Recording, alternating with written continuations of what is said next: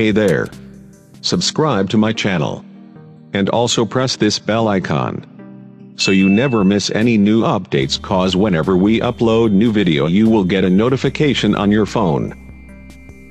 नमस्कार, आप देख रहे हैं सिने आजकल न्यूज। मैं हूं आपके साथ साक्षी वर्मा। चलिए शुरुआत करते हैं दिन भर की बड़ी खबरों से।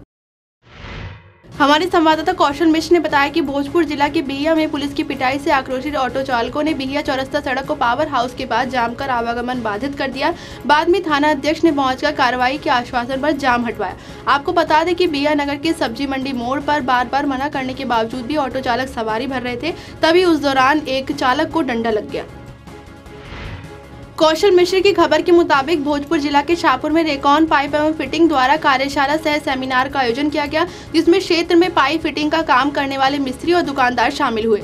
उपस्थित लोगों को कंपनी के प्रतिनिधि रजनीकांत मिश्र ने कंपनी के उत्पादों के बारे में विस्तृत जानकारी दी। उन्होंने कहा कि रेकॉन पाइप एवं फिटिंग CPVC और UPVC पाइप में डील करती है, जो देश की अग्रणी कंपनियों में शामिल है।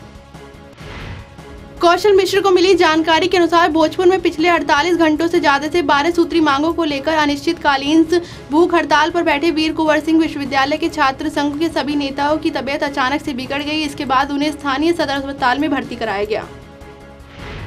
पीएम मोदी 7 जुलाई को यानी कल जयपुर दौरे पर रहेंगे। उनके इस कार्यक्रम को सफल बनाने के लिए राजस्थान सरकार द्वारा तैयारियां पूरी कर ली गई हैं। पीएम यहां अमरूदों के बाग से 12 स्कीमों के लाभार्थियों को संबोधित करेंगे। वहीं इस कार्यक्रम को आम जनता भी SMS स्टेडियम के LED के जरिए देख और सुन पाएगी। पीएम के इस कार्यक्रम को लेकर सभी तैयारियों का निरीक्षण खुद CM वसुंधरा राजे कर रही हैं। प्रधानमंत्री नरेंद्र मोदी ने वीडियो कॉन्फ्रेंसिंग के जरिए अमेरिका में रह रहे स्वराज पटेल समाज के लोगों को संबोधित किया। इस दौरान उन्होंने कहा कि कुछ लोग भारत को बदनाम करने की कोशिश कर रहे हैं। साथ ही कहा कि लोग आपको होटल मोटेल पटेल वालाज के नाम से जानते हैं। आप में से हर एक शख्स 5 लोगों को भारत आने के लिए प्रेरित कर सकता है।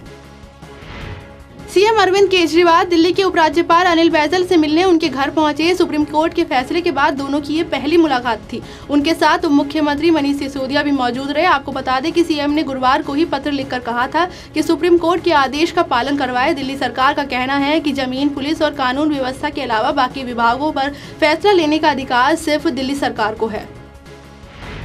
पश्चिम बंगाल में कांग्रेस के कई विधायक TMC का दामन थामने के लिए बेताब है। राज्य में पार्टी को टूट से बचाने के लिए कांग्रेस अध्यक्ष राहुल गांधी जुट गए हैं। अमेठी के 2 दिवसीय दौरे से लौटने के बाद आज राहुल गांधी ने दिल्ली में पश्चिम बंगाल कांग्रेस के नेताओं के साथ बैठक कर विचार विमर्श किया।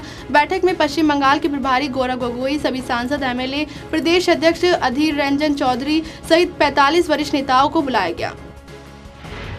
सुप्रीम कोर्ट के फैसले के बाद दिल्ली के मुख्यमंत्री अरविंद केजरीवाल ने अपना पहला आदेश जारी किया। उन्होंने खाद्य एवं आपूर्ति विभाग को राशन की होम डिलीवरी संबंधित योजना को तत्काल प्रभाव से लागू करने की मंजूरी दे दी। साथ ही इसे तुरंत प्रभाव में लागू करने के आदेश को भी जारी कर दिया है। आपको बता दें कि उपराज्यपाल अनिल बैजल ने इसकी संबंधित फाइल रोक रखी थी।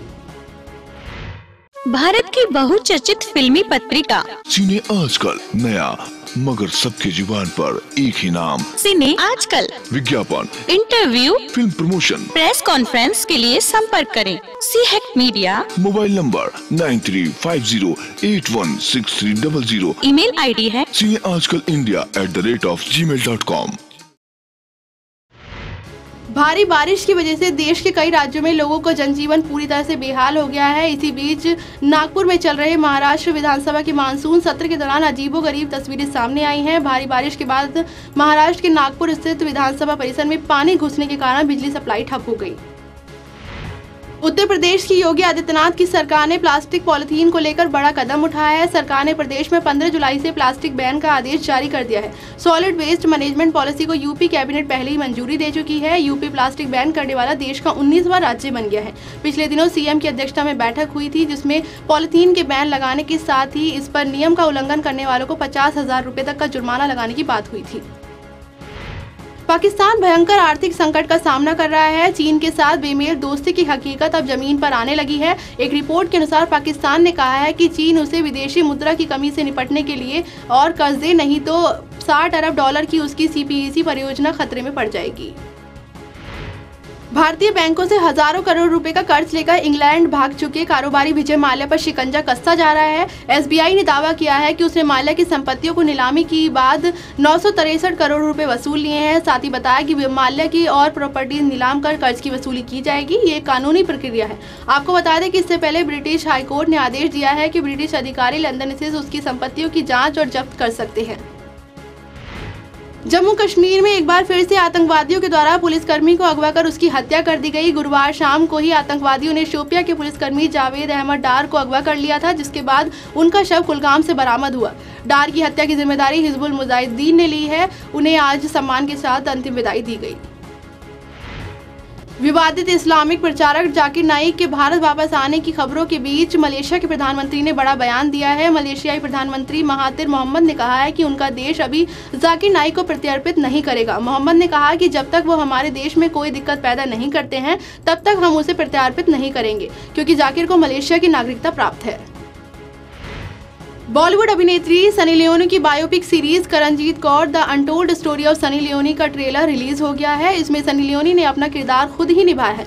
इसमें आपको सनी लियोनी के पोर्न स्टार बनने से लेकर बॉलीवुड तक के पूरे सफर को दिखाया गया है। 2 मिनट 24 सेकंड का ये ट्रेलर बहुत शानदार है। ट्रेलर में ये भी दिखाया गया है कि कनाडा के मिडिल सिख परिवार की लड़की कैसे पोर्न इंडस्ट्री की ओर बढ़ी। दिन भर की बड़ी खबरों में फिलहाल मेरे साथ सिर्फ इतना ही। देखते रहिए सिने आजकल न्यूज। नमस्कार। लोकतंत्र का चौथा स्तंभ है मीडिया। पूरे देश की खबर, देश ही नहीं विदेशों की खबर, हर खबर पर होगी पैनी नजर। खबरें ही नहीं, साथ में होगा भरपूर मनोरंजन। जी हां, तो देखते रहिए सीएम इंडिया टीवी। खबरों की हकीकत, मनोरंजन।